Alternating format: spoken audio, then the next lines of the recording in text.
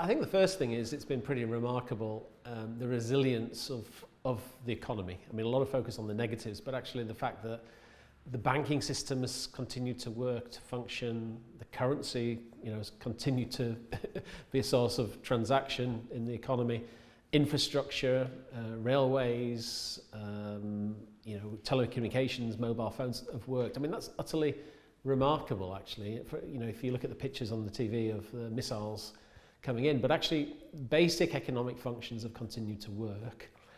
But there's obviously been a really big hit to economic activity. Various estimates for the loss of GDP for the year, anywhere between 35 and 40% generally lost economic activity. And then also there's the destruction of assets, physical infrastructure, roads, railway lines, hospitals, schools, all those kind of things. And there was a recent study, obviously, by the Kiev School of Economics, I think with the World Bank as well, that estimated it just short of $350 billion of losses of infrastructure. That was a couple of months ago, so I would imagine actually the losses are significantly higher than that. So, very, very significant losses, definitely. Lost GDP. Fiscally, obviously, lower GDP growth means lower revenue for the government. They're spending, I think 15 times more on defence, and that means the budget deficit is ballooned. Before the conflict happened, the fiscal was pretty prudent, pretty tight. Very modest deficits. Debt ratio had been declining to around 50% or less than 50% of GDP at the onset of the conflict. The deficit now is running around $5 billion a month for the full year. Could be 30 to 40% of GDP, and what that means is that with a combination of lower real GDP means that debt GDP ratio is probably, it could be anywhere approaching 100% of GDP. So, lots of ways the war has impacted: loss of growth, wider fiscal deficit. Current account position has been okay, actually. Interestingly enough, they've managed to, remittances have stayed pretty solid. People moving offshore have continued to put money back into the country. They've obviously struggled with debt service, although they've recently had a debt service agreement, a 24-month moratorium in effect on external debts, private sector external debt service, and also the official sector, the Paris Club, agreed to a slightly longer extension, and that helps them. But they have seen reserves drop. I mean, foreign exchange reserves were around 29 billion at the outset of the war. They're around 23 billion now. But actually, pretty decent levels compared to, if you go back to 2014-15, Euromaidan, they were down to a low of around 5 billion. So they've done okay. I mean, I think, it's clearly a conflict war scenario. Huge hits, huge stress testing of the economy, but they've managed to keep things working, keep things operating, and they're not collapsing. I mean, we haven't seen macroeconomic collapse. Often in situations like this, where you have a big conflict and a big hit to the macro, you might see the currency collapse, you might see the banking sector collapse, hyperinflation. They haven't seen that. Inflation has risen, sort of mid-20s, but we're not in a hyperinflationary situation. The currency has weakened, devalued a bit, but again, it's not crashing, and that's really encouraging, I think, for the future.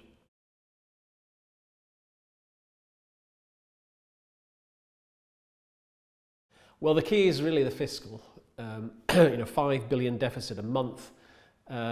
They've covered that. Initially, Western financing was slow to arrive. The first few months, essentially, they printed money. The National Bank funded the deficit. Debt markets were obviously closed to them. They had no other options. And central bank funding of a fiscal deficit, in the end means printing money. You print money. You put pressure on the exchange rate. Again, you can end up in a very dangerous devaluation, inflation spiral. In recent months, we've seen a step up in Western official financing. So far for the full year, for the period since the war till now, probably around 60% of Ukraine's budget financing needs have been met from official creditors. But there is still this significant shortfall that's been met through the central bank. Well, the problems has been the timeliness of Western financing, and the slower it is to fill that budget financing gap, the more the resort to central bank financing, printing money, the more pressure on the exchange rate. So it's really, really important that Western financing comes in a timely way. And the other notable thing that has been disappointing, certainly in terms of Western official support for Ukraine, is if you look at certainly the European provision of support for Ukraine, most of it has been in the form of debt. The European Union pledged, I think, 9 billion euros of support. The bulk of that is in credit. Unfortunately, Ukraine is fighting this war for their defence, for our defence, and in a way Europe is charging them for doing that. The result will be, when the war ends, Ukraine will have a very large debt burden. Likely will end up having to restructure that debt again. And debt restructurings can be quite complicated, they can be quite long-winded, and the longer it takes, if they have to go down a restructuring scenario, it would mean a delayed re-entry of Ukraine onto international capital markets, and they're going to need to borrow an awful lot of money for the rebuild. That's absolutely crystal clear. So it's important, I think, that the West provides money in a timely manner, and it should be in the form of grants. The Americans have been much better at this. The bulk of the money coming from the US has been grants rather than debt. But Europe it's something that Europe really needs to look at. How it is funding Ukraine. I think for me the key risks for Ukraine now are on the budget financing front.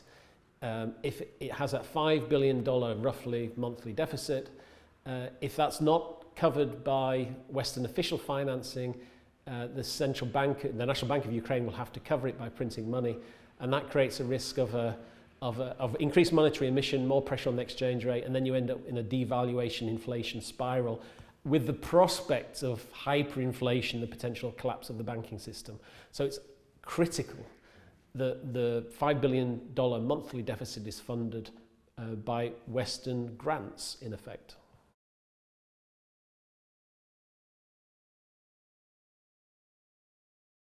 Well, in the short term, it's effective in covering the budget financing needs. When the war ends, and there's obviously a lot of focus on reconstruction needs, I think people will go back to, all the issues that were self-evident in the 30 years of independence before the war, rule of law, oligarchs rolling society, corruption. But I guess in the heat of the war, it's about funding Ukraine's day-to-day budget needs to fund the military. I mean, to pay soldiers, to buy equipment and ammunition. And I guess, obviously there's a need for oversight to make sure that, that money isn't being stolen.